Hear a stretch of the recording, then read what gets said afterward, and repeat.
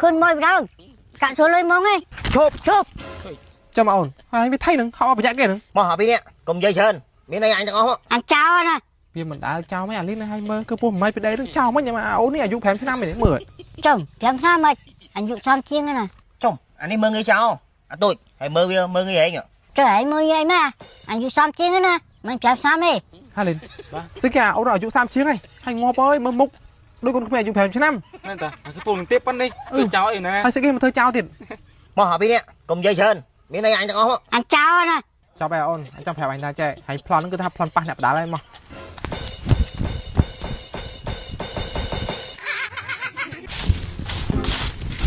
thôi tôi đó hãy cất cho má thay tôi thơ chào ba ta anh được đi mối nè màu sim ấy nhỉ hồi tới ấy anh thơ cháo nè hãy cứ phơi tôi tao anh phép rồi anh ngon chứ hãy nom anh thơ cháo đó hãy mình mơ cái bố hãy cái bố anh này mà máy bên đây nè hãy cứ phơi tôi tao mày tư anh đang mạch má nè tranh nhau xi mùi ấy từ bố hãy anh thơ cháo nè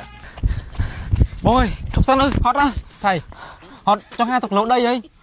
anh trong khoa chỉ nạp đá lá thời tập xù tinh hot to ba rồi của lỗ số bố phóng hot ba đấy bôi thở ba này bôi hot khăng á hot ba này hành thời tại hot ở bên tên bộ sa tại sai nó hành thời pa cu khăng á bộ sa đã mà nè nó cứ việc đá đá tranh cái tê việc đá mà rồi cút trên nó rồi cột chắc bài hot số bố lấy tranh biết ở đây bong hot khăng á bong hot trong rồi lỗ đây này hot á chụp hot chụp vậy hot ba này trong khoa chỉ nạp đá lá thời tại xù tinh to hot to tiềnขึ้นมวยไปแล้วกะชัวเลยมองไง mà tôi pin nếu tôi nấu mình lôi chớn món không ta mình tay không chụp cho mà ổn ai biết thay nứng họ phải chạy kia nứng mà một bên đây là nó chào món này bong sao pin đây cháo nè vì mình đã chào mấy anh lên hay mơ cơ bố mấy bên đây đứng chào mấy nhà mà ấu này dụ phèm thứ năm mình đến 10 chồng phèm sao mày anh dụ xong chiên nè chồng anh đi mơ người sao tôi hãy mơ người ấy nhở trời ơi mưa vậy mà anh dụ xong chiên nè mình phèm sao mày hai lên xích cả ấu rồi dụ sam chiếng này hay ngó bơi mơ mục đôi con mẹ dụ phèm thứ năm nên ta cái phone tiếp bắt đi chào ấy nè hay xích kia mà thôi chào tiền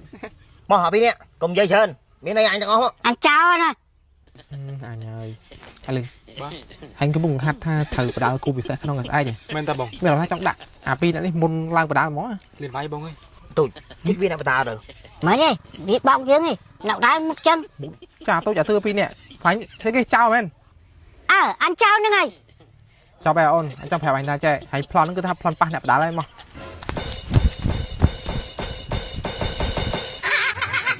នៅក្នុងវីដេអូនេះគឺខ្ញុំសូមអនុមអារម្មណ៍អ្នកទាំងអស់គ្នាមកមើលពីសកម្មភាពខ្លះៗដែលខ្ញុំបានជួបជាមួយនឹងលោកគ្រូតិចលេងដើម្បីឲ្យគាត់សម្រួលចលនារូបរាងកាយរបស់ខ្ញុំអ្នកទាំងអស់គ្នាព្រោះដោយសារតែរាល់ថ្ងៃគឺខ្ញុំបានចំណាយពេលកាន់ទូរស័ព្ទកាត់វីដេអូឈ្ងោកមើលទូរស័ព្ទណាគឺថាច្រើនម៉ោងមែនតើនិយាយទៅមិនមែនថាតែខ្ញុំឯងសូម្បីតែបងប្អូនទាំងអស់គ្នាក៏អ្នកខ្លះគាត់អង្គុយអូន Facebook ច្រើនម៉ោងដែរអញ្ចឹងគឺវាធ្វើឲ្យប៉ះពាល់ដល់សរសៃករបស់យើងខ្លាំងមែនតើហើយនឹងរូបរាងកាយរបស់យើងនៅពេលដែលយើងដេកអត់ត្រូវក្បួនអញ្ចឹងណាក៏វាអាចបង្កផលប៉ះពាល់ដល់ខ្លួនរបស់យើងដែរវាធ្វើឲ្យចុកនេះចុកនោះឈឺនេះឈឺនោះអត់ធាក់បាត់ទេអញ្ចឹងឥឡូវនេះគឺលេងជាបញ្ហាសម្រាប់ពួកខ្ញុំទៀតហើយបាទគឺខ្ញុំបានមកមួយក្រុមតែម្ដងមកជួបជាមួយនឹងលោកគ្រូដើម្បីឲ្យគាត់ជួយដោះស្រាយបញ្ហាដែលពួកខ្ញុំបានជួបផងដែរអ្នកទាំងអស់គ្នាបាទនិយាយទៅការចាត់សរសៃសម្រួលចលនារបស់គាត់ហ្នឹងគឺគាត់អត់ប្រើបច្ចេកទេសដូចជាប្រើម៉ាស៊ីនប្រើថ្នាំលេបប្រើអីទេគឺគាត់ធ្វើដោយដៃតែម្ដងអ្នកទាំងអស់គ្នាបាទអញ្ចឹងបន្ទាប់ពីគាត់បានធ្វើហើយមានអារម្មណ៍ថាស្រួលខ្លួនខ្លាំងមែនតើហើយបញ្ជាពីដៃរបស់យើងវិញបន្ទាប់ពីគាត់បានចាប់ហើយមានអារម្មណ៍ថាលឺស្រាលមែនតើអ្នកទាំងអស់គ្នាបាទនិយាយទៅដំបូងខ្ញុំគ្រាន់តែឃើញវីដេអូដែលគាត់បង្ហោះនៅក្នុង TikTok ទេស្រាប់តែពេលបានឃើញហើយខ្ញុំមើលទៅតាមអ្នកជំងឺរបស់គាត់នៅក្នុងវីដេអូណាឃើញថាអ្នកខ្លះជើងអត់ស្មើគ្នាទេតែគាត់អាចជួយដោះស្រាយឲ្យវាដំណើរការឡើងវិញបានណាហើយអ្នកខ្លះទៀតរបូតស្មាឆ្លោះដៃឆ្លោះជើងនិយាយថាបញ្ហារូបរាងកាយគឺមកពេញខ្លួនរបស់យើងគឺគាត់អាចដោះស្រាយបានទាំងអស់តែម្ដងហើយបញ្ជាពីអ្នកដែលគាត់មកហៅសេវាកម្មលោកគ្រូវិញនិយាយថាមានគ្រប់ប្រទេសតែម្ដងមកបារាំងអង់គ្លេសអាមេរិកនិយាយថាមានទាំងអស់តែម្ដងណាអញ្ចឹងសម្រាប់បងប្អូនដែលកំពុងតែជួបបញ្ហា